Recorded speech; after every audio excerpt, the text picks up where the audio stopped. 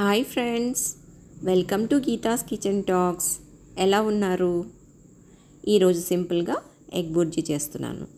Easiest curry అంటే నాకు ఇదే గుర్తొస్తుంది. మీరేం చేస్తారు ఈజియెస్ట్ కర్రీ అంటే? ఓకే, ఈరోజు చిన్న మాట.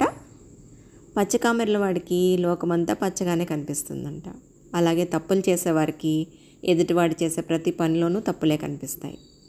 జడ్జ్ చేయడం చాలా ఈజీ బ్రో, బట్ ఆచరణలో పెట్టడం ఎంతో కష్టం.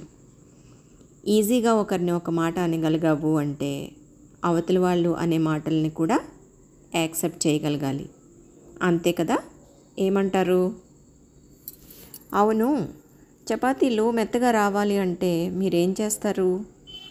నేనైతే పిండి కలిపి 2 hours ఉంచేసి బాగా మర్దించి ఒత్తేటప్పుడు మరీ ప్రెషర్ ఇవ్వకుండా చేస్తాను.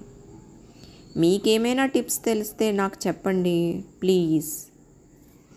ఈరోజు లంచ్కి ఏం చేశారు కామెంట్లో చెప్పండి. అన్నట్టు మర్చిపోయాను, ఎగ్ బుర్జీలో క్యాప్సికము పన్నీరు వేయండి. చపాతీలోకి సూపర్ ఉంటుంది. Thank you for watching. Bye.